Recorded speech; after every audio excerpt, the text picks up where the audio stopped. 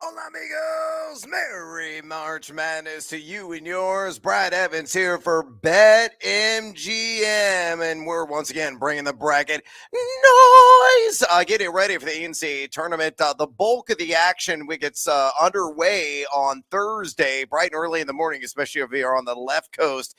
And that's where I'm heading soon. I'm coming to you live right now from an interrogation room inside the United Center.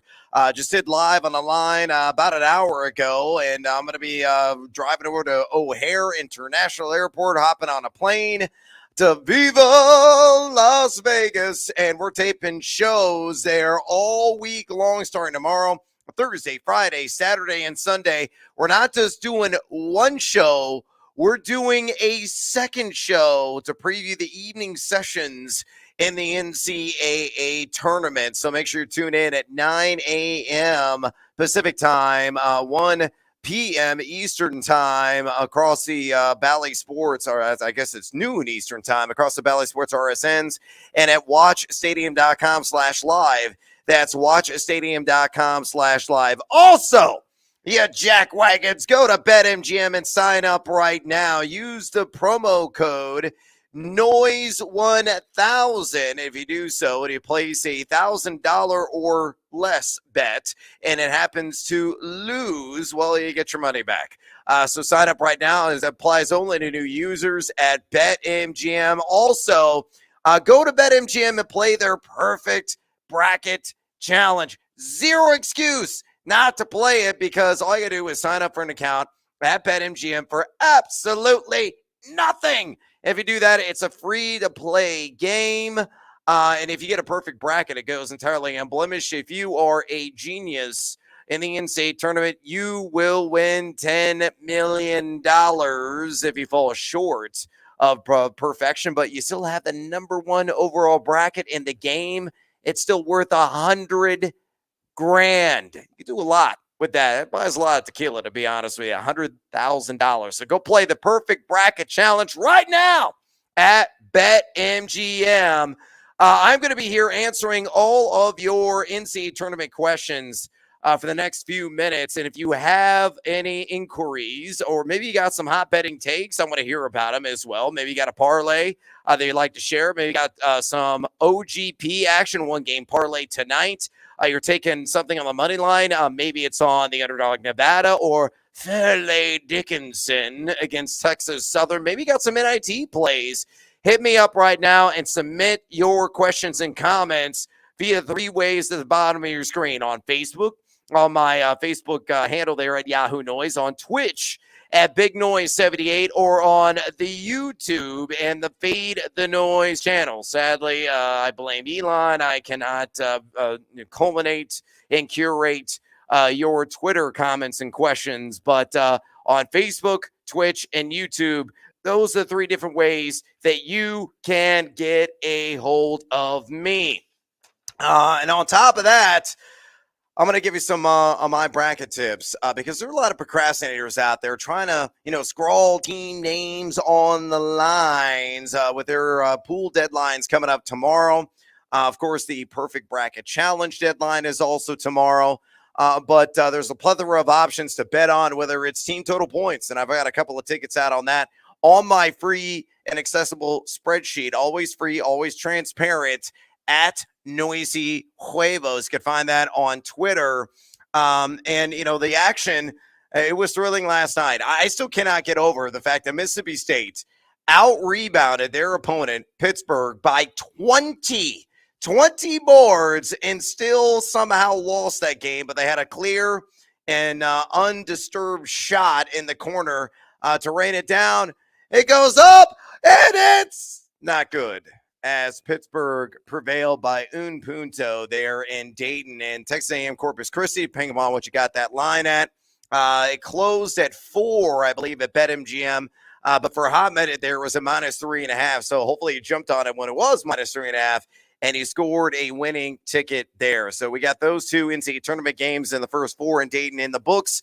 A couple tonight, and I will go ahead and give you my plays in the NCAA tournament pair of matchups this evening. If you call it live on the line, you already know what I'm about to deal you with this hand, and hopefully they're a pair of pocket rockets. But to be honest with you, I really, really like this OGP that I put together between Nevada and ASU, Arizona State. I took Nevada up on an alt line of plus 6.5, and I took the total up to 142.5, and I slammed that under. So on that SGP/OGP, it's worth plus 105 at BetMGM.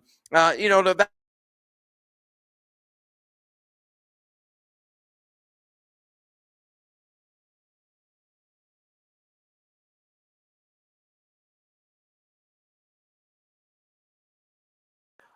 where and I'm back. Where if you see their offensive statistics, they're very unenlightening. North and number 300 in EFG offense are the Sun Devils this season. They're very good defensively, top 4 in the country in EFG defense and road neutral matchups. Nevada just over the 100 in both those categories. I think they're a little bit more balanced. And really, the key to this game is going to be Will Baker versus Warren Washington. The pair of 7-footers. Will Baker plays for Nevada. Warren Washington for the Devils. I think whoever controls that paint game between Baker and Washington will have a leg up. And also, too, as long as Nevada is protecting the basketball, is valuing the basketball, and not turning it over, because Arizona State thrives off of that, they could spring the upset tonight. So, again, plus 6.5 and the under on 142.5 on those alt lines, plus 105. Put that together in a one-game parlay at BetMGM. The other play that I do like tonight is Fairleigh Dickinson on the money line. Why? Because I like small guards. And I like guards in general. But I like guards that kind of look like me. Plucky, spirited, 5'8", 5'9". That's what they run in the backcourt. Amazingly, do the Fairleigh Dickinson squad. And specifically, and I'm going to give you the numbers right here because I got it written down. Dimitri Roberts at 5'8", a guy that's shooting over 80% from the charity stripe. He's had 13 games of 20-plus points this year. The 5'9" compadre of his in that backcourt is Grant Singleton, who is hitting nearly 38% of his three-point shots, over 91% at the charity stripe. They're really difficult to contain. Dickinson is terrible defensively, number 338 in EFG defense. But Texas Southern, they can't really score. They're a very poor man's version of Mississippi State.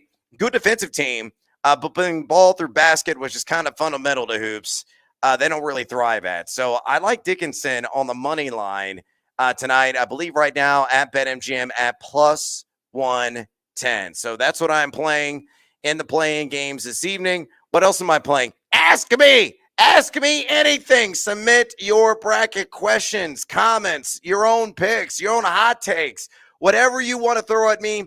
I will answer it within reason, of course, at Facebook on Yahoo Noise, on Twitch at Big Noise 78, or on YouTube and the Fade the Noise channel. Subscribe there. Brand new Fade 5 podcast I posted with my buddy Nate Lundy earlier this morning, breaking down all of our favorite picks against the spread or on a parlay or on a team total or on a game total. Heck, I even got a Team Juegos money line parlay as part of that show as well. Listen and subscribe to the Fade 5 podcast, wherever you get your podcasts, or you can watch the streaming version on my YouTube channel there at Fade the Noise. All right, let's get to some of your questions.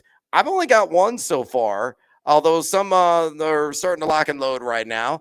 Let's start out with Chris Bird. And Chris, thanks for tuning in. And his question is, do you root for your betting picks or your bracket picks? How do you separate the two? Great question. Well, you got to kind of live in a world of being deaf, dumb, and blind when it comes to betting. And it's one of those worlds where, you live for the moment and then you forget about it and you live for the next day. With the actual pool picks themselves, I mean, this is a long ride. It's generally speaking, a bigger payoff. I always want to be right on everything, to be honest with you. That's what I strive to do all the time because I like making money and I like making my followers some cash as well. And if you've been following me, it's been a good year for your boy. We're up right around 96 units, so there'll be plenty of opportunities for me to squander that cash. So I pull for both, but in the moment, it's all about the betting picks, clearly. And I have handicapped in some way, shape, or form every single first round game. You can check it out again at Noisy Huevos on my free and always accessible spreadsheet. But obviously, I really want my bracket to do extraordinarily well because the payoff is rather substantial. So sorry, Chris, it's kind of a half-ass answer, but that's where I'm at on that. Ryan says, not basketball related, but what do you think about mandatory Montgomery going to Denver or Detroit, excuse me, to the Lions? Pour one out. I wish I had the Billy Idol queued right now. Flash for fantasy. Come on now. Unfortunately, I'm a huge mandatory Montgomery fan. A guy that's always thriving in advanced analytics, the yards after contact per attempt, the missed tackle rates, and catch the ball cleanly too. But the Bears really threw to him. I think it's a shrewd move by Chicago. Why pay him more money than you could pay a rookie? And you got Khalil Herbert still on his rookie deal. You brought in Travis Homer as well. And I think the Bears got to draft a running back. And please let it be former University of Illinois great Chase Brown. He makes a ton of sense and does everything and does it really well. But Montgomery should be the main man in Detroit. Obviously this is a knock on Jamal Williams. I think he's done. And the Motor City will probably be playing elsewhere. And Javad Best, we'll see. We'll see. It seems to me the Lions are not committed to giving Best, anything significant overall. No, Javad Best. That's old school. DeAndre Swift. Wow. I don't know where Javad Best came from. Swift is what I meant. Yes, Ryan, that's who I went with. Swift, we'll see where, if he stays in Detroit or if he goes elsewhere. But his limitations in terms of workload, I think, are going to be very apparent. But he could actually work quite nicely in concert with Dave Montgomery as the primary third down running back within that system and just on pass plays in general. So you could see Montgomery working the early downs on first and second down, playing that Jamal Williams role. Then you could have not Javad Best, but DeAndre Swift coming in and playing in passing down situations and kind of being a plug-in chess piece deployed all over the place. Elsewhere, there's Ryan saying maybe a bell cow, and then he asked Swift, and then I said Javad Best, and he followed up with laughs, and I was all over the map on that. And Swift coming off a significant injury too plays a major factor. Is he going to be released? Is he a guarantee for this roster? Your guess is going to be as good as mine when it comes to that. So we got some fantasy football questions. That's great. And I'm happy to answer some of those from what I've seen. And hopefully I'll get the personnel right. Because right now I am in full madness mode. That's why I'm wearing the t-shirt. It's my favorite time of the year, bar none on the calendar. Some of you may say it's the Super Bowl. Some of you may say week 1 of the NFL season is bar none the best time of the year. Champ week, I think, is in line as well. But for me, it is the first and second rounds of the NCAA tournament. Nothing beats the March Madness, to say the least. And we got some more questions. John Redinger says the Bears going to be in first year. Book it. Are you talking about the Chicago Bears? I think so. I don't know. We're going to find out. The Bears have got over $100 million in cap space. They acquired DJ Moore. They trade that first overall pick, accumulated more picks, which I think is very shrewd on their part. They got a ton more moves to make. And I believe the Bears hopefully are going to be really smart with those draft picks and fill all the soft spots on that roster, especially defensively and along the offensive line. But yeah, all this speculation that people are just making up, contriving about, hey, they should trade Justin Fields. Those people aren't really talking anymore because it was just nonsense, poppycock, pure BS. Yeah, Justin Fields is a legitimate franchise quarterback. And you might say, well, Brad, he's so inaccurate. He's never going to develop. Oh, you could apply the same logic to Jalen Hurts, a year ago, and look what happened. They made the stinking Super Bowl. And Hurts improved that accuracy dramatically after one off season. I think Hurts is essentially who Justin Fields could become. All right, Antonio Patrick says, do we like Baylor? No, I don't. And I've got Baylor on my analytical bracket. Let me see here. Winning just one game against UCSB and then exiting stage left to the Creighton Blue Jays. I posted this on Twitter. It's somewhere on my feed still. The downside with Baylor is very simple. They don't defend worth a damn, and I got the numbers to back it up. A team, if you look in row neutrals this season, yes, they are number one in college basketball in adjusted offensive efficiency, netting 1.231 points per possession, 48.7% inside the arc, nearly 36% outside of it. But the defense, number 278 in EFG defense in those same row neutral games. They're allowing 55.4% around the 10 and 34.1% outside the arc. That's going to lead to their undoing. And, I look at their draw. I think they'll beat UCSB. Seth Davis is talking up the Gauchos and how he's going to cowboy up and take them and, in an upset of a 4-3 and 14-3 and say, hey, they're going to win a couple games this tournament. I don't think they have the offense to hang with Baylor. Very good defensive team. They got to really control tempo because Baylor would like to go zip, zip, zip, zip, zip, zip, zip. But Creighton, I think, would pose a problem, assuming Creighton wins against NC State. Creighton starting five is magnificent. Ryan Kalkbrenner at 7 feet tall, slender man, can really get it done. I wrote an entire feature piece at BallySports.com on the Bracket Flames about how much I like the Creighton Blue Jays as a construct of a team. And that's one that could certainly do some damage in this tournament, win multiple games. And I think give Arizona all they can handle, assuming both taste sweetness. So I'm down on Baylor. I don't have them winning anything more than that one game because of the defense. Joel Ramirez says, or Joel, thoughts on fading any particular conference if they had a down year, say the Big Ten, or would you ignore them when making your picks? Well, the history of a couple of conferences has been rather unkind in the NCAA tournament, at least recent versions. Number one, the Mountain West has not performed all that well, and I'm fading most Mountain West teams in the opening round with the exception of like Utah State. I think Utah State has the offensive zeal, and they're playing better than you think defensively too. In row neutral games, top 25 in the country in EFG defense.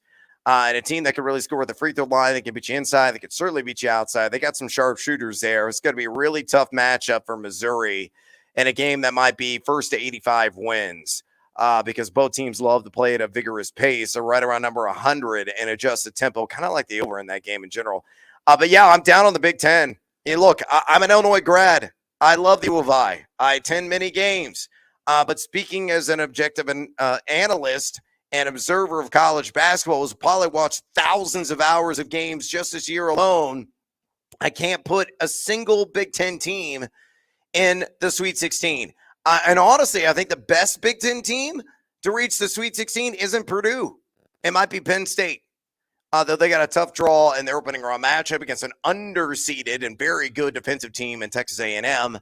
And then you're staying Lone Star State and would likely have to battle Texas in the next round. It was another stout defensive team, a little bit better offensively, although I had a former Big Ten guy who they know, Marcus Carr, played his ball there at Minnesota. But, yeah, Big Ten for me, I'm down on. I don't really understand it. They haven't won a title since Michigan State in the year 2000. The cannibalization of the league, lack of talent in the league. They just can't get it done. Just can't. Which team is most overseeded and underseeded, according to Chris? Underseeded to me was Texas A&M. If you follow the bracket matrix, I did okay this year. I got 67 of the 68 teams correct. But what is most important? Teams within plus or minus one seed line. I think missed 3 there this year. Did not have Nevada in the field, so that was 1. And I missed on Princeton. I had them as a 13. They went as a 15. I had Texas A&M as a 5 seed. And they, of course, got a 7. And that's why I thought they were underseeded. Now, they had a couple of bad losses in non-conference play, Murray State being one of them. They were way down this year. And I think that really kind of hurt their resume, though they had the 7 quadrant-1 wins. But I thought they were, at a minimum, a 6 seed. Again, I felt they were a 5 seed, had that resume, but they ended up getting a 7. So that, to me, is a very underseeded team, is Texas A&M. And they got a tough draw, too, against Penn State. And the oldest team are the Nittany Lions of college basketball. Man, they can shoot the 3. And road neutral games, netting 38% from way downtown. And then teams that were overseeded, and really, I don't see any other teams out there that were tremendously overseeded by any stretch. I was very close. again, to the bracket lines on every single one of them. So within one of a team that could have been overseeded. So I will say none. I think the committee got that right. The only mistake in my eyes, based on the analytics that they are married to, that I follow and try to predict what they're thinking, was Texas A&M. That's basically it. Great question there. Chris John says, sorry, the Chicago Bears will win their division this year. Well, drink the silly sauce. I guess it's possible. I think the Vikings probably will. What's the lowest ranked team that will make the Sweet 16? I think Charleston and Drake have the best chance to get there as 12 seeds. Classic 12 over 5 squads that I'm willing to invest in. And I have Charleston, believe it or not, and Drake, believe it or not, my analytical bracket in the Sweet 16. Drake there in the Midwest, and Charleston, the opposite side of the bracket, in the South. Love their backcourt play.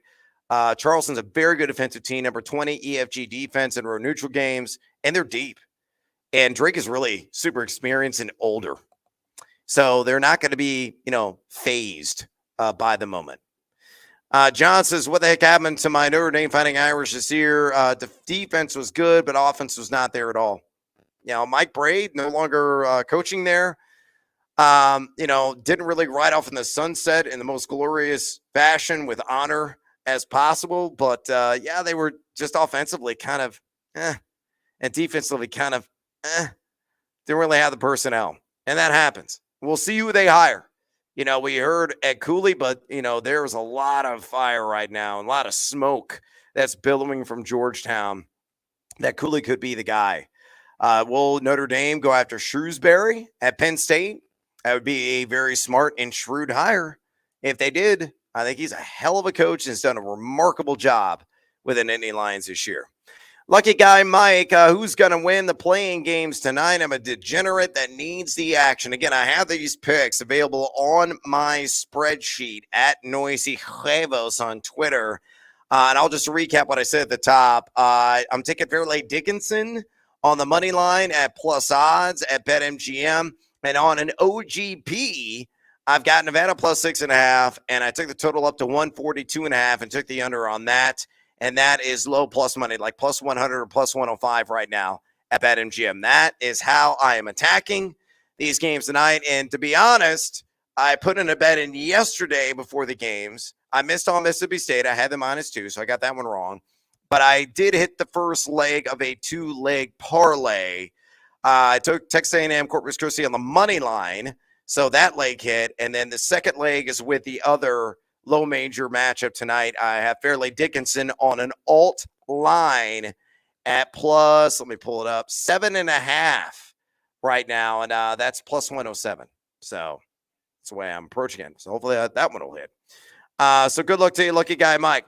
Noon says, what up? What up? I know I'm laying on some things. Who you got in the Final Four? So again, I'm going off the analytical, not the gut bracket. I think this one's going to be the better performer, but I'm probably going to roll and smoke this sucker by like Thursday night, to be honest with you. So out of the South, I got Bama. Out of the East, I got Duke. Very trendy. I hate that, but they're playing exceptional basketball, and they're really D'ing up right now. Out of the Midwest, I got Texas. And then in the West, I got UConn. And they gained some steam in some circles. I'm a numbers nerd. I like the analytics. I like how they're playing with the eye test of visuals right now. Executing at a high level, really no weaknesses on this roster. Strong front court. They have adequate depth and balance, whether offensively, defensively, decent backcourt as well. Hawkins can score, all over the floor. So Alabama, Duke, Texas, UConn, Alabama, UConn, the final, and Alabama cutting down the nets in the end. Chalky? Yeah, it is, but I think they're the best team that's out there. Chris says, after Nate Lundy on the podcast shared the stat that Arizona is 3-12-1 ATS in their last 16 tournament games, are you reconsidering your Arizona -9.5 and the over 144.5 SGP? No, I'm not. It's on the spreadsheet. The money's already been played on it. I'm not going to rescind it. I got to let it ride. And it's building in a cushion there. I think the line is at 14.5, the standard line right now. And, knowing Arizona, the number 10 in the country at adjusted tempo, I'm not going to, fade the total on that. I'm not going to fade them in general. Princeton is top 35 EFG offense and EFG defense in road neutral games. But Arizona's talent just far superior to the smarty pants of Princeton. Tubelis should go off. Kirk Creasy will be finding the open man. Balo inside. Yeah, I'm sticking with Arizona. I don't care what the pass is. I play this matchup-based game. I'm not a big trends guy in general. The trend is your friend. I don't necessarily subscribe to that most times, and this is one of those instances. Noon says, I got Bama, Puke, Texas, and the Zags. Kills me to say Duke. I'm a UNC fan. I'm proud of you, Noon, for being objective and bearing that bias and that hatred that you have for the Blue Devils. John Shire's done a remarkable job taking over for a living freaking legend in Coach K and really killing it. And what I love about this Duke team is they're playing their best basketball at the right time. And I tell you what, I got a bonus time related bet for you on this game. I took the under on Oral Roberts, 70.5 points scored in this game at BetMGM at, I think it's up to like minus 120. It's all about Duke's defense. Since February 14th, the number 8 in Bart Tovik overall in the efficiency standings there, number 32 in EFG offense, and number 21 in EFG defense. During that stretch, they're only giving up 44.2% inside the arc and 30.8% outside it. They played a much slower pace. They're 286 in tempo compared to Oral Roberts and Max Asmus, and they want to just run and gun. I think they're going to be frustrated. And the front court size of Kyle Filipowski and Lively and company, they're going to get after it, really control the glass, limit, ORU to one and done opportunities. And unless they're just, out of mind offensively, I'm not buying it. I'm just not buying it. So it's a good call on Duke, really is. And again, I'm proud of you, man. Being a Carolina fan and taking the Blue Devils, that takes some huevos. John goes, I don't like Duke at all, but I see them winning it all. Their defense is amazing right now. Yeah, you and I are on the same page. They could win it. I got them in my Final Four. But I think if they clash with Alabama and Houston in the Final Four, Bama's has got too much. Bama can speed them up. Bama can defend them. They're number 1 at EFG defense or the Crimson Tide in road neutral games. And they're very good offensively. And it's all about D's and threes for the Alabama Crimson Tide. And I think that's the advantage they would have over Duke. Stronger guard play in general. Though Roach has really played pretty damn well. Hey, I'm Brad Evans. This is Bring the Bracket Noise, part 2, presented by BetMGM. Go to BetMGM right now. Bet on games, props, and more. Use the promo code NOISE1000 for $1,000 in bonus bets if it doesn't hit on your first wager as a new signee. And sign up for free. This is the one thing, call to action, I really got to encourage you to do. If you like money, and don't we all, and you got a chance to win $10 million, and you don't have to put any skin in the game. You just go to BetMGM and sign up for an account. It's free to play. It makes all the sense in the world. And even if, you don't get that perfect bracket because the odds are so extremely long on that, you still top bracket wins $100,000. And it's a free entry game. What else do you got to lose? Go play and sign up right now at BetMGM. And I can't play. I'm not eligible. So, unfortunately, because of that, that increases your chance even more. Like my bracket would win anyway. But go play the perfect bracket challenge for your chance to win $100,000 or $10 million. Free to play game, betmgm.com. I'm interacting with you. This is what it's all about here on this StreamYard. And I want to, hear all your inquiries, your questions, your comments. Hit me up. There are 3 different ways. Bottom of your screen right now. Via Facebook at Yahoo Noise, via the Twitch at Big Noise 78, or on YouTube and the Feed the Noise channel. Brand new, spanking new Fade 5 podcast I did with Nathaniel Lundy earlier today as well. No show tomorrow because I'm traveling and we've already previewed the tournament. I may return for some solo missions on Saturday and on Sunday from the Mandalay Bay Race and Sportsbook.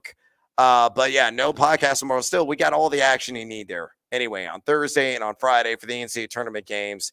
And the new episode 8, we got some action too tonight in the National Invitational Tournament in bonus time as well. So again, subscribe to the Fade the Noise podcast. It's quick, it's easy. All episodes are 30 minutes or less. You know, there are very few sports betting podcasts that offer information, offer jackassery, and are transparent as well, much like us, Fade 5 podcast. All right, let's get back to some of your questions. And we got some more here from the same people. John says, anyone gotten a perfect bracket? No. I think the odds are like 1 in quintillion, something like that. It's extraordinary, but one day it might happen. You never know. And still, it's $100,000 to first place at BetMGM.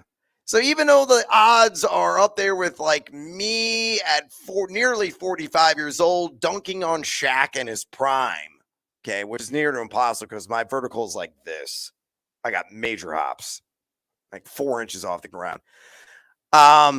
You can still win $100,000, and you could do a lot with $100,000. So go play right now at BetMGM. Chris says, I know the ACC is down this year, but Miami is only a 2-point favorite versus Drake, and I'll explain why. Is that because Drake is that good, or is it a reflection of the ACC this year? It's a reflection of the matchup, man. Always a reflection of the matchup and why those lines are as tight as they are. And you look at the Drake. Love the Drake. Hate the Drake. Love the Drake. Listen to the lanes. You love the Drake. Embrace the Drake. 13-6 in road neutral matchups are the Bulldogs. 29th oldest team in college basketball. So they got the experience. They're not going to play, undeterred. Number 39 in EFG offense. They're shooting 38.5% from three and over 73% the free throw line, which are key. And number 43 in EFG defense. They had that word, balance, that we're all looking at, in a very good team. And again, I just think they're not going to play nervous basketball on the grand stage. Miami, I loved a couple of weeks ago. I really did.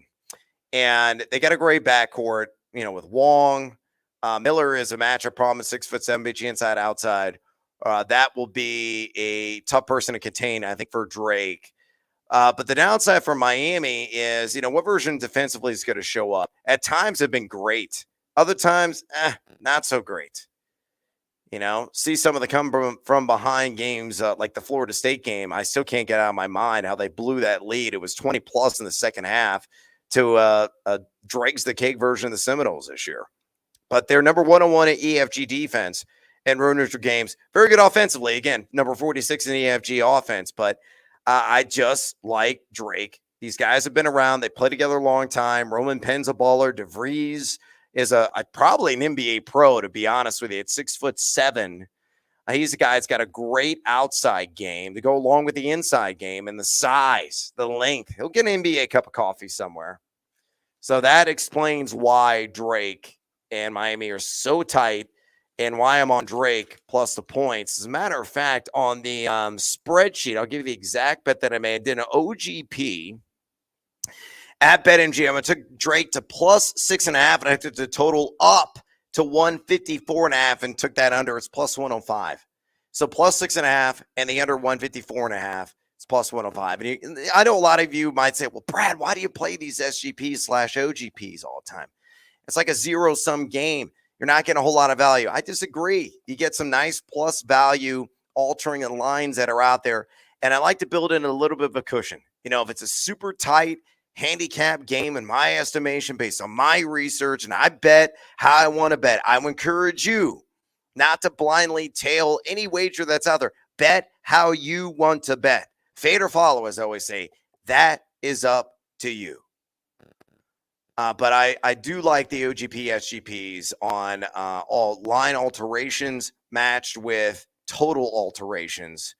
Whether I see the game going slightly over, slightly under the standard line, building a little safety there, and hopefully you hit both legs and get it at plus money. That's how it works. All right, I am out of time here on this Bring the Noise AMA. Good luck in the madness. Enjoy it, my friends. Please watch Live Online live from Vegas tomorrow, 9 a.m. Watch stadium.com/live. Watch stadium.com/live. Bally Sports RSNs. Subscribe to the Fade the Noise podcast, please, and thank you. Keep following me on Noisy Huevos on Twitter and all my various social media platforms as well. And I know a lot of you ask, are you going to return to Sirius XM? Where are you at? I want to hear you. And this annoying voice, this personality, persona that you are. I'm thinking about making a return. Don't know when. I've had conversations with people, debating a few things, and I may or may not come back. We'll see. But it's got to be the right deal for me that makes the most sense. And if that does end up happening, oh, you'll be the first to know. I guarantee it. Good luck in your brackets. Merry March Madness. I love you all. Till next time. Adios, amigos.